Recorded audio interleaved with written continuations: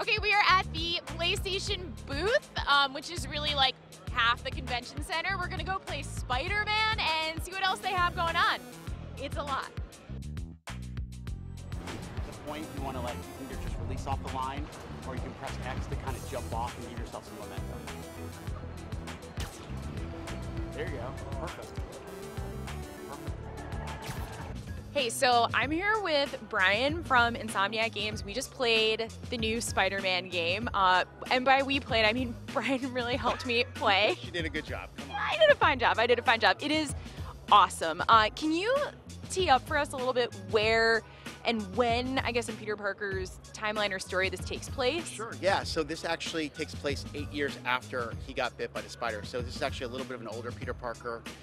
He's definitely mastered the ability to swing around the city, to fight. First thing that I notice is the suit, what the suit looks like in this game. We were just talking about kind of the sneaker look. So can you talk a little bit about that? Yeah, so I think one of the things we wanted to do was to make, when people see that suit, they know that's Insomniac Spider-Man. When you see that big white spider on that suit, and when you play the game, you'll understand how the white spider comes to be. So as far as the bad guys in this game, fans will know, but can you tell us anything about that? When you're making a superhero game, people want a lot of supervillains. So people were wondering if we were going to have a lot of them. So at E3, we unveiled 5 new villains, including Shocker we have here, and then we showed Rhino, Scorpion, Vulture. Some of them he's had a history with.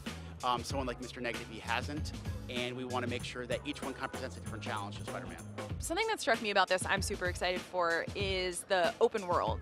So how open is it? Like what is the world we're playing in? It's Manhattan? Yeah, so it is Manhattan. It's easily our biggest open world game we've ever made. When you're making a Spider-Man game, you better let people swing around New York City. That's a requirement. And after the first mission, you can literally go anywhere you want in the entire city. So the city is your playground.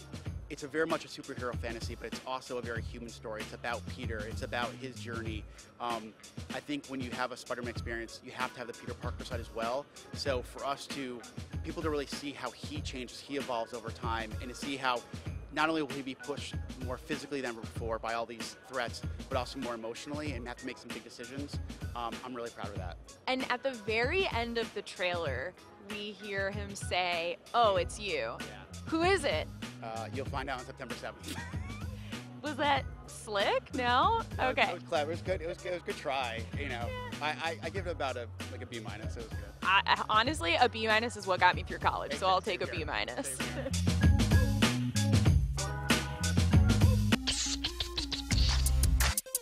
Hey, so I'm here with Eric from Squanch Games, who's the lead designer on the game we just played, Trover Saves the Universe, which was very fun. Can you tell us a little about the team behind it? Yeah, so we're Squanch Games. We're co-founded by one of the co-creators of Rick and Morty, Justin Roiland. And so, yeah, our team's goal is to make really funny games. So Trover is an original character. Everything in this game is original. We're not going to see like Rick and Morty crossover. No, yeah, everything is original. Everything's its own IP. Yeah. How did it work with the comedy and the writing? Did you have writers in a room? Did you have people like punching up and writing jokes the way a show would work? Like, how does that work? Some things are just a back and forth. Some of the jokes you saw in the demo is like, I would come up with an idea of a gameplay moment, and then we play it and be like, well, that's fine as a gameplay moment, but how is it going to be funny?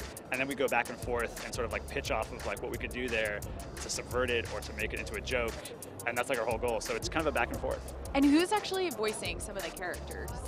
So Justin voices a lot of them, and then we're going to get some other people as well. I don't think I can talk about that just yet, but there will be other folks voicing as well.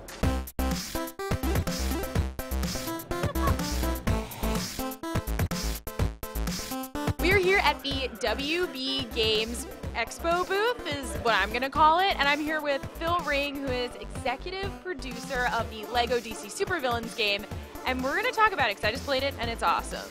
My number one question is, you can create your own villain / character. What made you guys want to do that? What would be really cool is if I can make me and be a villain and play alongside Joker and Lex and Harley and kind of experience this story. And that's what's really cool about it. It's your character. It's not just I'm making a character. Your character is critical to the storyline. You're really important in this world.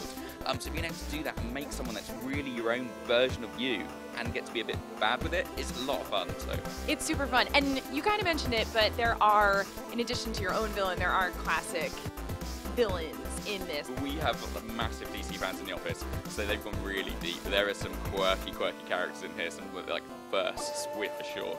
I can't go into too many details though.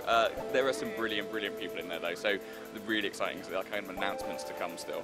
Cool. And is there anything else you can tell us that fans are going to be really excited to see, either like storyline-wise or just anything that you think people are going to see it and be like, oh, that's awesome? Sure. So we've got like some amazing things in there. Like I say, the roster's really impressive. Even if you played the previous Lego Batman games, characters like the Joker has brand new abilities. He's got new things that he can do in this world. And then also just dig around, like the kind of open world experience.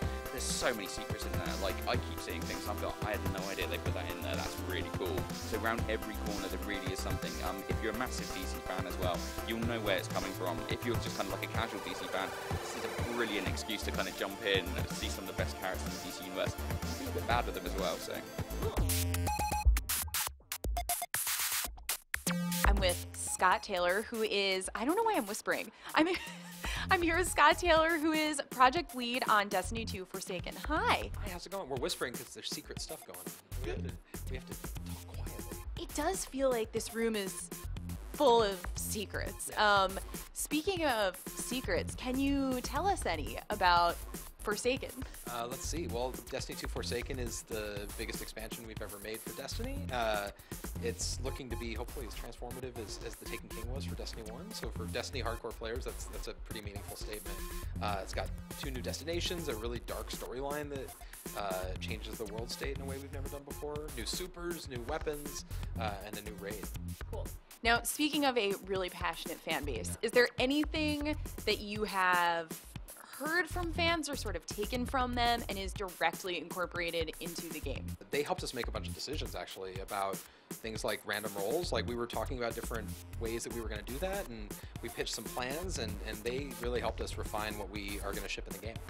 So there are some new locations. Can you tell us anything about that? Absolutely. So we have 2 brand new destinations to Destiny 2. We have something called the Tangled Shore, which is a part of the reef that we've never seen before. It's all these asteroids that are thrashed together by wires and like derelict ships and all kind of put together, and there's a giant kind of gleaming tower in the center that all the characters are trying to get to. And then there's something called the Dreaming City, which is our first all-new endgame destination.